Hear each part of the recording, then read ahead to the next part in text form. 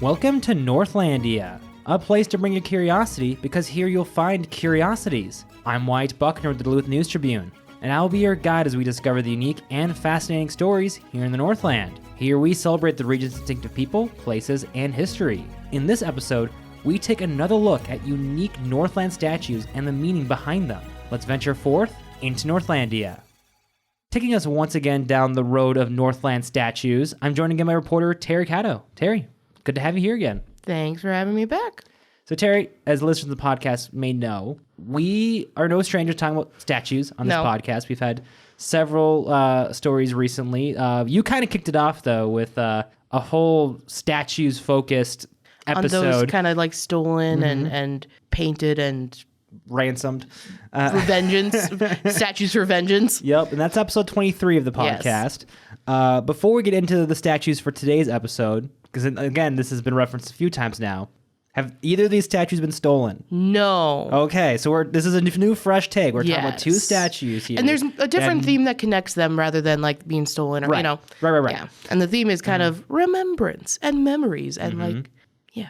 But this seems unheard of. Like, we have you in this podcast talking about statues that were not stolen. No. It's a new development. I think they've both had a little bit of vandalism. In the case of like Catsby, that's one of the statues. We haven't introduced them yet, sorry. In the case of one of the statues, like vandalism, I'm using air quotes as in vandal, because like they do things like they dress them up, which that's not really vandalism. That's just being cutesy, And then I believe the Sawyer statue, which is the other one that we're talking about today, he said that there were a couple of things that had to just be painted over or whatever. You know what I mean? People had done whatever because people are people. But no, never stolen. So. That's good. So both of these statues, which you've now just mentioned, Catsby and the Sawyer, you've both been mentioned in that previous episode. Briefly. I believe the reasoning was at the time you had so many statues already in that article and you want to be able to go more in depth with them, not just have a list of statues. Yeah. And I know one of the qualifying things was, who are you hearing back from about these very statues? So it makes me think that you've now gotten a hold of the people behind these two statues that could give you some more information about them besides just looking at them and kind of seeing what information is there at the statues. Yeah, that's the other fun thing about today is because last time when we talked, all those statues were made out of like fiberglass and they were all created by like the Fast Company out of Sparta, Wisconsin. Oh, yeah. But today, both of these statues are made by local artists. And I got to interview both of those artists about their statues. So that's kind of fun, too, to be able to sit down with the person who created this and be like, so what was your intention behind this? Why does it look the way that it does? What did you go off of? And they're both also made out of different materials. They're not fiberglass. One of them is made out of bronze and the other out of steel. Okay. All right. So let's start off with Catsby then. What is Catsby? What is this statue? Right. And where is it? Right. So this is, if you go to East High School here in Duluth, and you park in the lot, not the lot right next to the school, but you park in the lot across the street, and you go just a little ways, you'll see a little cat statue. And so it's about, I'd say maybe 2 feet high, like about the size of an actual cat. And it was inspired, it was created. Active cat or a chonky cat? Because I feel like those are kind of the two extremes when it comes to cats. I assume more of an active cat, because here's the thing about Catsby. Catsby was a real cat. It was a cat known as the Great Catsby. It lived in this neighborhood, and it was known for kind of roaming around a little bit. So it would go and visit students at East High School. It would go down, because right off of there, where East is 40th, there's that kind of retirement community, nursing home kind of facility, and it would go down there and visit the residents down there. When they were outside, it didn't go in, as far as I'm aware. And so it was a cat about the neighborhood. It was a well-known cat. People knew it by name. They knew, who it was. And then it got ran over. It got hit by a car. Oh, no. Yeah, that was back busy. A lot of car traffic through there. Yeah. Between London Road. And London Road right then, there, 40th. Yeah. Yep. And I think it was a hit and run, but I'm not 100% certain about that. But either way, Catsby did not make it.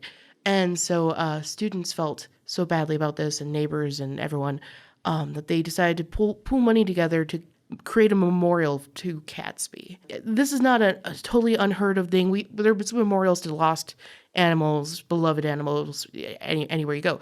We just covered Honk the Moose. There's also a memorial park to Granite. The Grand Toy Memorial Park that Jamie did Northlandia on. So there's some memorials. And there's Honk the Moose, which was a real moose. And there's the statue created to him. Around the world, there's other like dogs or beloved, ones that have tails behind them, Aha, tails. All right. So Anne Clefstead is a local sculptor who got involved in the project because the local art teacher at East High School reached out to her and said, hey, would you be interested in doing this? And she said, yeah, absolutely. She got photos of Catsby and like took a really good look at him and made sure she was inspired by the movement and the look and to make him look as active and happy as he was. Mm-hmm. And so I talked with her a little bit about making statues. This is not the first time she's made nice memorial statues. She also made some for, there was a goat and a sheep and some other barn animals that were lost in the 2012 flood at the Lake Superior Zoo. Yeah. And so she made statues commemorating those. She's pretty well known here in Duluth. She has quite a lot of animal statues around. If you go to the St. Louis County Government Services Center, which is up on First Street there. Mm-hmm. There's a couple of different little animals that you see around on the plaza out there. It's the Estuary Plaza, as well as one across the street. There's a little beaver that points the direction to the crosswalk, so encouraging you to use a crosswalk. Mm-hmm. And so she's created a bunch of those in Duluth. So this is kind of one of the things that she does is she looks at animals and recreates them, and it's a super fun thing for her to do. But she was really honored and glad to be part of making this memorial for the cat. Mm-hmm. And so did she have a connection to the cat per se, or she just kind of asked to be involved? She lives in Lakeside, so she's not too far, I believe, from where Catsby was known to roam. Yeah. Yeah. So what was the timing like for all of this? Like in terms of like when Catsby had untimely demise? Yeah. And then how long before they were able to put together the memorial? Hit by a car 2016. And then they unveiled the statue in 2017. Okay. So it took about a good amount of time. They had like a fun run to raise money. They did a bunch of other fundraisers to make sure they could raise funds.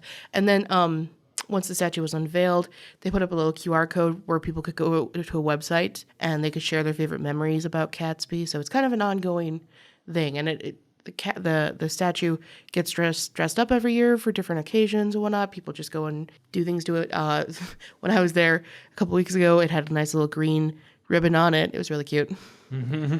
Apparently, he's had a Santa hat for Christmas. He's had like a St. Patrick's Day theme, all kinds of stuff. Mm-hmm. Which I have to say, I asked Anne Clefstead about it. She was like, that's fun. It's not harmful to the statue. It's just a fun thing for people to do. And it shows the community is still engaged with this story, which is not a bad thing. Mm-hmm. Yeah, but that was my follow-up questions. That was 6 years ago for the statue being made. And then, 7 years since, Catsby. So it's like, at what point, where are we in the stage of like, transitioning from, it's just the people who were like directly involved with Catsby that were interested in it. Now we're getting into like people who have no connection with the original cat inspired, the reason for the memorial, that now appreciate the memorial. Yeah. They go by and they can learn about him. They can read about him. They can know about this little guy. Mm-hmm. So what was, because you were aware of the statue, obviously, before writing the article and stuff. Yeah. What was the most surprising thing you learned about the statue that you didn't know before? I guess I was surprised to learn that this isn't the first time that Anne Clefstead had done a memorial statue like this for an animal that had lived. And I thought that was kind of fascinating. She talked a little bit about how humans making memorial statues is kind of like the history of sculpture pre like the most recent years anyway. Because, I mean, look at past sculptures. A lot of them are based off of real people or based on, their busts or their whatever, their heads and shoulder, of real people who actually lived. That's a thing that we've done for a long time. And it's part of kind of the human process in some ways. All right, now moving on from Catsby in Duluth Lakeside, now we'll venture to the Iron Range now, to Virginia, to talk about the Sawyer statue, which I now have been to, because while gathering another Northlandia story for Jay for his next installment in Northlandia, we happened to already be up in the area, and so the time worked out to also get a couple photos of the Sawyer statue. But go ahead and tell me, what is the Sawyer statue for those who have now, besides me now, who has been there, is not familiar with the statue. What is it, and why is it there? So the Sawyer is a statue that was created in the early 2000, I think late 1990s, early 2000s, in that range. And it was a statue created by Gareth Andrews, who's a sculptor in our area. He's, I believe, from Eveleth, or lives near Eveleth now, at least. Basically, the arts, the beautification group, whatever, in Virginia, had asked projects that people would want to add to the city. And he had an idea of making kind of a memorial to logging, because that was a big industry in Virginia for a good chunk of years. It's not anymore, obviously not. You don't see a bunch of logs floating in either of those lakes anymore, but that's where they used to be. There used to be a big mill out in that direction. Logging was a huge industry there. And so he wanted to kind of pay tribute to that.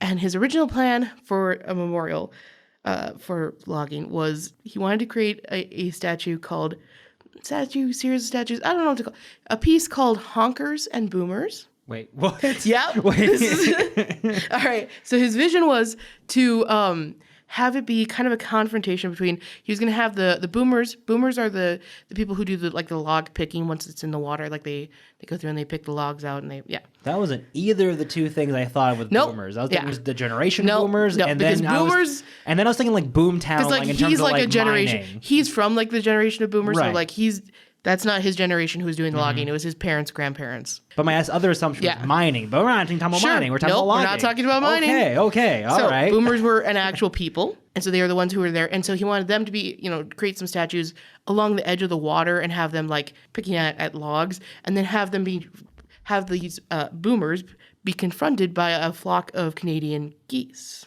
Excuse me. Okay. And so those are the honkers and the boomers, because that's something else. I mean, I don't know if you saw any while you were there, but because I think we're a little too late in the season, but that area of Virginia gets flocked with Canada geese around the season. And so he had this vision of like a confrontation between the geese and the loggers and, honkers and boomers. And that's what he wanted to do. Bronze costs a lot of money.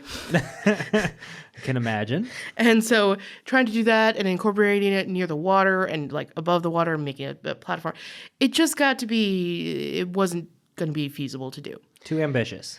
It was an interesting idea. I love it. I love the name of it. I really kind of wish I got to see it, but whatever. And so he went back to his drawing board, and he came up with a different plan, which was the Sawyer. And so the Sawyer is obviously a person who works in a sawmill. And so they are one of the people who operates a saw, cutting boards into sizes and shapes, cutting trees down from whatever size they are. And so he had this vision of a Sawyer working on a log, but sharpening the blade of the saw. But then he also kind of has, if you look at it a little bit, you can kind of see like trees popping out of the side of the statue. And so it's kind of a growth. It's a symbol of like, you have to look at it from the right angle. Yeah. I didn't notice that initially when we were there. It's kind of a show of the continuous like circuit of logging and how like the trees grow, then they get cut down, they become part of the process. You can see the age of the logs in the rings of the tree trunk. It's kind of a whole different thing. And so then there's the Sawyer itself. And so I kind of always been interested in this one because there's not a lot of information out there about him. Like it exists, but there's no like, well, here's what this thing is and what all these things represent. I was just like, okay, so I get that it's like a Sawyer for like a log, for logging for a log mill, but why? Especially because a big notable feature about the Sawyer is that he does not have any legs. Mm-hmm. That is not because he has lost them in a sawmill. That is just literally a choice that Gareth Andrews made.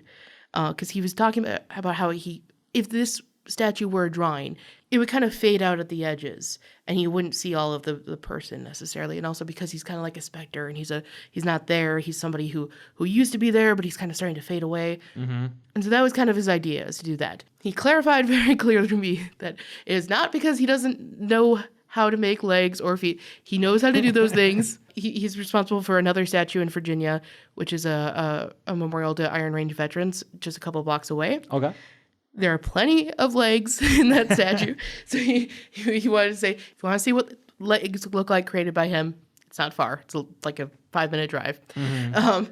Suffice to say, his legs had not been chopped off, though. It's not what's meant to be. No. Even in Roadside America, the statue is labeled as sawed-off Sawyer. And they're kind of right about that because there is a different feature on the Sawyer that is literally sawed off, but it's not his legs, or it's not meant to be his legs. Mm-hmm. Because if you look at his hand that's sharpening the blade, he's missing like a part of his finger, which Gareth Andrews said is really common with people who worked in the logging industry at that time.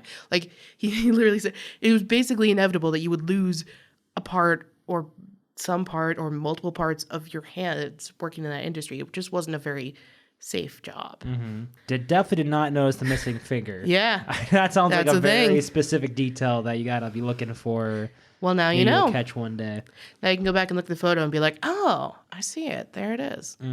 When it was pointed out, because in your instructions to me for getting the photo, you said to get a photo from the back, because allegedly it's more clear You can see that he's what's kind of going fading on. away. You can see it a little bit. Yeah. I would not have made that assumption by looking at it. Well, Case in point, Jay Gabler was there with me. Yeah. He was not explained to him what it's supposed to represent. He did not pick up on that. Once I mentioned that, he's like, okay, I guess I can kind of see the metal kind of like folds a little bit. Yeah. You can kind of, it's not intuitive. That you can kind of see it once it's pointed out, but without that guidance, you're kind of like, what's going on? Which is exactly why I think it's interesting that there's not a lot of information out there about him, because there are clear choices and intentions made with this, but it's not immediately apparent necessarily. Part of it also, I think, is because it's made out of steel. He worked with a industrial tech teacher in Virginia to create the statue out of steel. They got either they did get or they intended to get the steel donated from the local mining industry. So, I mean, combination of industries going on there.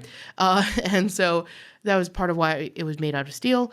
You can't really make steel look like it's fading and tattered, and you know what I mean? That's something that he kind of wishes he could have changed about it a little bit. But he said in the end that was his choice, that was his vision, that was what he wanted to do with it. Yeah, I mean, you know, art's also subjective, and like it's gonna resonate with some people, not with others. Like, I know with Jay, he made a comment about, he was a little more critical of it than I was in terms of like he made the comment about how the saw kind of looks like a home fan. Like, like how like the center of the saw, not the actual blades itself, like the center of it kind of looks like a. I think it's probably like a log. I think it's supposed to look like the log and the rings on the log. Yeah. He didn't like that. He thought it looked like a home fan. Okay. I didn't make the observation, but I could see what Jay was getting at and stuff. And it all depends on what angle you're looking at too. It's one of those statues where you get a whole different picture depending on where you're positioned. I actually had a hard time picking out which photos to include in the article, because it is like a whole different statue depending on where you are standing. Because if you're on one side, you don't get the log thing at all. Like you don't. I think the first photo, you don't see the log at all. But then you walk a little bit to the left, and all of a sudden, whoa, there's like a log sticking out there. It's one you got to kind of go and look or walk around. Because I mean, I'll be honest with you, I grew up in Gilbert, which is not far away from Virginia. Yeah. And so I drove by the statue for a long time. I didn't look at it that closely until I started working on like the statue story and being like, okay, there's more going on here than like I'm seeing. Yeah, at least initially seeing. So with that said, then, so you had a vague familiarity with it in terms of like you're aware of it, but you don't know much about it or paid that much attention to it. Sure. So what was the most surprising thing you learned about it once you actually now have learned stuff about it? I think the missing finger, honestly, for me is one of the biggest things. I was like, that is interesting. Partially because Gareth Andrews talked about how he looked at a book about the logging industry in Virginia, and he went through and he found a couple of pages of the book that were literally just like photos of people's hands, missing different fingers, missing digits, missing whatever. And it was like, he's like, it's like looking at a yearbook, but just people's like gnarly looking hands. And I'm like, ugh, that's quite a visual. That's quite an image in your head. Yeah. And so that was fascinating to learn about that there's this missing finger that I never would have noticed. Yeah. But, yeah. Yeah, I definitely had no idea what the figure. I'll look at the photo again to see if you can see it. That's interesting. I mean, he's holding a saw, so I guess that he's kind of sharpening makes it. sense. He's trying to, Yeah, it seems like a field that could happen, And it was just really fun to talk to the artist involved, and get more of an idea of where did this come from? What was the vision here? Because I think that kind of distinguishes these statues a little bit from the last ones we've talked about, because we haven't really been able to talk to the ones who made the sculpture. Like either we're talking about people who kind of helped orchestrate the bringing of it, getting the statue, but this one you actually got to talk to, making some deals. So, some possibly nefarious ones. But this time you actually have to talk to the artist and get their perspective, their intention, and even if like this Sawyer one is kind of like maybe critically marred a little bit because he like X, Y, or Z, because he made some bold choices. Yeah. Some worked for some people, some didn't. But you gotta admit, like there's a lot going on here in terms of artistic creativity. So it's interesting to hear all the thoughts that went into it. Yeah. I really appreciated that, him taking the time to talk to me about what he was planning, what the vision was, why it is the way it is. And that's, super fun. I love talking to artists about their work. Like every choice that they make is thought about. Like everything that they do has some sort of an intention or or it doesn't. Or, things that you read into it are not exactly what they had planned, but people see it that way and they go, oh, okay, fine. And I don't know. It's really fascinating to me. That's one of my favorite things about this kind of job is that you get to talk to people who just have a passion for what they do and they're willing to talk about it. Like both of them, when I called them, they immediately were like, yeah, I'll talk to you about that. Great. And it's like, I love that. Mm-hmm. We love when people are willing to chat and they're willing to chat like right away. They're like, yeah, let's talk. I have my thoughts. I have it. I'm ready to talk about it, and it's nice. And it's also great. It sounds like he's like not maybe he was, and I'm just not getting that in this conversation, but afraid to talk about like the potential criticisms or like things that people have questioned. Yeah. I feel like it could be easy to get pride involved, and you're like, oh, well, nothing's wrong with it. It's perfect. Like they don't know what they're talking about. But like it sounds like he literally said that's the biggest question he gets is like, where are his legs? Why doesn't he have legs? Did he get his legs chopped off? He's like, he would be dead if his legs were chopped off at that time. I mean, well, and also this is something that like his parents did or his grandparents did, and same with the guy who worked on it with him. They worked on it, and it's it's something that's really close to them. But he's willing to chat about what things, he would have done differently or not, or, plans he had. I still want to see those Canadian geese. Yeah. Honkers and Boomers. Yeah. It's only the name of he did create Iron a really Range nice musical. Honkers and Boomers. Yeah, but I mean, if you're doing the Iron Range, that could have many different connotations. Okay. All right, Teri. Well, I think we'll wrap up there. Thank you so much for joining us again and bringing us these statues that were not stolen and from the perspective of artists. So that definitely makes it stand out from the previous statue content we've done. Absolutely. Thanks for chatting with me. I appreciate it. And thank you for joining us on this venture into Northlandia. To read the article for this week's column, as well as see photos, visit duluthnewstribune.com/topics/Northlandia. You can find all the episodes of Northlandia on Apple, Spotify, or wherever you get your podcasts. If you or someone you know has a unique story that you believe can have a place here in Northlandia, let us know by emailing northlandia@duluthnew's.com. Join us again next week and discover the extraordinary stories that you just might miss if you're not in the right place at the right time, ready to step off the beaten path with no rush to return, here in Northlandia.